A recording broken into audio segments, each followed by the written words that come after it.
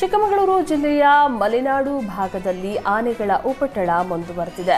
ಆಲ್ದೂರು ಹಾಗೂ ಸುತ್ತಮುತ್ತಲಿನ ಗ್ರಾಮಗಳಲ್ಲಿ ಕಳೆದ ವಾರದಿಂದ ಆನೆಗಳ ಹಿಂಡು ಓಡಾಟ ನಡೆಸ್ತಾ ಇದ್ದು ರೈತರು ಆತಂಕಕ್ಕೊಳಗಾಗಿದ್ದಾರೆ. ಕಾಫಿ ತೋಟ, ಗದ್ದೆಗಳಿಗೆ ಆನೆಗಳು ನಿರಂತರವಾಗಿ ದಾಳಿ ಇಡ್ತಾ ಇರೋದ್ರಿಂದ ರೈತರು ಹಾಗೂ ಕಾರ್ಮಿಕರು ಜಮೀನಿಗೆ ಹೋಗಲು ಹಿಂದೇಟು ಹಾಕ್ತಾ ಇದ್ದಾರೆ.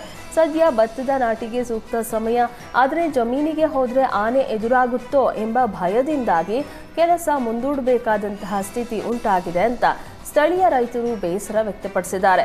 ಇನ್ನು ಆನೆ ದಾಳಿಯಿಂದಾಗಿ ತೆಂಗಿನ ಮರಗಳು, ಬಾಳೆ, ಅಡಿಕೆ, ಕಾಫಿ ಗಿಡಗಳು ನಾಶವಾಗಿವೆ.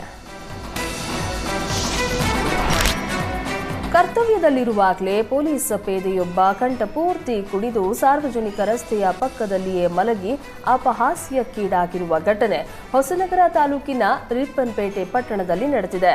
ಪೇಟೆ ಪೊಲೀಸ್ ಠಾಣೆಯ ಪೇದೆ ಶಿವಕುಮಾರ್ ಕುಡಿದ ಅಮಲಿನಲ್ಲಿ ಸಾರ್ವಜನಿಕ ಸ್ಥಳದಲ್ಲೇ ಮಲಗಿದ್ದಾನೆ. ಕಳೆದ ಕೆಲವು ತಿಂಗಳ ಹಿಂದೆ ಪಟ್ಟಣದ ಪೊಲೀಸ್ ಠಾಣೆಗೆ ನಿಯುಕ್ತಿಗೊಂಡ ಶಿವಕುಮಾರ್ ಕೆಲವೊಮ್ಮೆ ಸಾರ್ವಜನಿಕರೊಂದಿಗೆ ಅಸಭ್ಯ ವರ್ತನೆ ತೋರಿದ ಆರೋಪಗಳು ಕೇಳಿಬಂದಿವೆ. ಮೇಲಧಿಕಾರಿಗಳು ಎಚ್ಚರಿಕೆ ನೀಡಿದ್ರೂ ಪೇದೆ ಶಿವಕುಮಾರ್ ಮಾತ್ರ ಕ್ಯಾರೆ ಅಂತಿಲ್ಲ ಎನ್ನಲಾಗ್ತಿದೆ.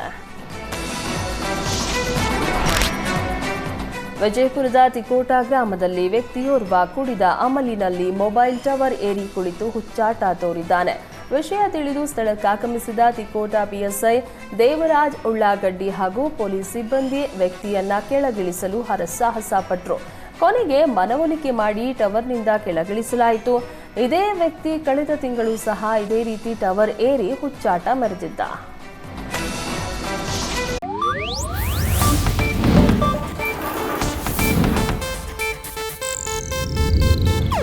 ಇದು ಏಷ್ಯಾನೆಟ್ ನ್ಯೂಸ್ ನೆಟ್ವರ್ಕ್ ಪ್ರಸ್ತುತಿ.